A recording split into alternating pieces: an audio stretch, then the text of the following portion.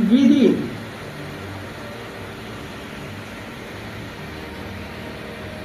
₹13 crore PM Usha से आपको मिला है। मैं अपेक्षा करती हूँ कि आपने 13 करोड़ रुपया का प्लान क्या किया हुआ है और सरकार में आपने भेजा है कि नहीं भेजा है 13 करोड़ का प्लान, क्योंकि आगामी 17-18 तारीख को मैं जितनी यूनिवर्सिटी को पीएम उषा में से पैसे प्राप्त हुए हैं ये सब लोगों का प्रेजेंटेशन देखने वाली हूँ। ये न हो कि बलिया यूनिवर्सिटी ने अपना प्लान भेजा है, न हो रहा है, क्योंकि आपके प्रवचन में ऐसा कुछ नहीं आया। इसी तरह समर्थ पोर्टल में आपने यूनिवर्सिटी ने क्या काम किया है वो आज मैंने नहीं सुना मित्रों। अभी नेक तो बंद हो गया, इसके जगह पर बाइनरी नाम की एक नई स्कीम आ रही है मित्रों, वो जरा देख लीजिए और आपके अध्यापक को जिम्मेवारी सौंप कर इसमें आगे बढ़िए, क्योंकि 1 महीने के बाद ये बाइनरी के लिए भी राजभवन में आपको आना पड़ेगा और दिखाना पड़ेगा कि हम लोगों ने इतनी तैयारी की है मित्रों। मैं बहुत ध्यान से सुनती थी कुलपति जी का प्रवचन, लेकिन सबसे ज्यादा प्रवचन में आनंदीबेन क्या है, हमारे उपाध्याय जी क्या है, हमारे चौधरी जी क्या कर रहे हैं, वो ही सुनाई पड़ा। लेकिन ये यूनिवर्सिटी ने पिछले 1 साल में क्या काम किया नया, इसमें मैंने कहीं नहीं देखा मित्रों। स्पोर्ट्स की प्रवृत्ति होती है नहीं होती, स्पोर्ट्स की प्रवृत्ति होती है नहीं होती है, जरा हाँ के ना तो बोलिए, होती है नहीं, धीमा आवाज है इसी वजह से सोचती कि नहीं होती है। इसी तरह सांस्कृतिक प्रवृत्तियां होती है कि नहीं होती है, होती है। क्या क्या काम किए थे आप लोग, क्या सांस्कृतिक प्रवृत्तियां करी, ये आपने जो मेरे पास विमोचन करवाया वो तो सब जो नए नए जो दिन हम वो करते सेलिब्रेट करते वही दिन का मैंने देखा इसमें, और कुछ नहीं देखा।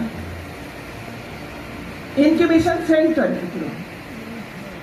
चर्चा कर दी है आपने, लेकिन इंक्यूबेशन सेंटर अभी तक बना नहीं। कौशल विकास सबसे बहुत ही इंपॉर्टेंट जरूरी है ये एरिया के लिए, कौशल विकास में बच्चों को आगे बढ़ाने के लिए, क्योंकि ये एरिया ऐसा है जो हमारे विद्यार्थियों को हम कौशल विकास में आगे नहीं बढ़ाएंगे, क्योंकि अलग अलग प्रकार का कौशल है सब लोगों में। इसके लिए प्रयास करना पड़ेगा यूनिवर्सिटी को। और ये इस बार हमारे प्रधानमंत्री जी ने कौशल विकास के लिए एक स्टूडेंट्स को 7.5 लाख रुपया देने का प्रावधान बजट में किया है। यदि यूनिवर्सिटी ऐसा संकुल ही नहीं बनाएगी कौशल विकास के लिए तो स्टूडेंट को लाभ कैसे मिलेगा। 1.28 लाख करोड़ का बजट हायर एजुकेशन का है मित्रों, और अलग अलग डिपार्टमेंट का तो अलग अलग बजट है। आपको ये देखना पड़ेगा और प्रोजेक्ट तैयार करना पड़ेगा कि जो प्रोजेक्ट भारत सरकार में जाए और सैंक्शन हो, पैसा मिले और इसके लिए आप काम करें तो हमारे विद्यार्थियों को इसका लाभ प्राप्त हो। के लिए प्लान बनाइए मित्रों, कंप्यूटर लैब, प्लेसमेंट सेल, अलग अलग प्रकार की लैब विधि शुरू किया है आप लोगों ने। इसमें लैब है, बनी है, बनने जा रही है, क्या है इसका कोई उल्लेख नहीं हुआ। और 10 वर्ष का प्लान, आगामी 10 साल में ये यूनिवर्सिटी को आप किस तरह आगे बढ़ाओगे, ये साल में ये होगा, ये साल में ये होगा, ये साल में ये होगा, ऐसे करते करते यूनिवर्सिटी आगे बढ़ती है मित्रों।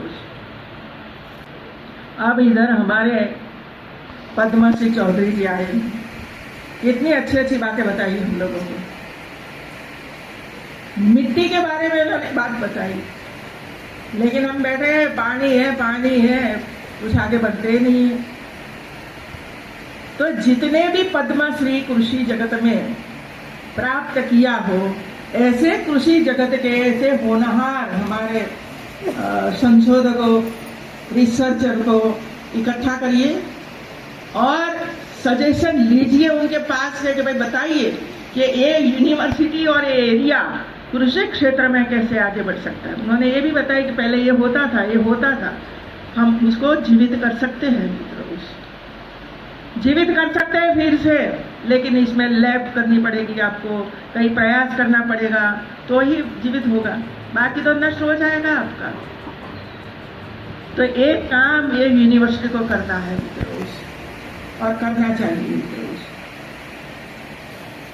आपको जब भी बाइनरी में जाना है या तो एनआरएफ में जाना है या तो एशिया रैंक में भविष्य में जाना है, तो आपको कुछ न कुछ लेखन कार्य करना ही पड़ेगा मित्रों।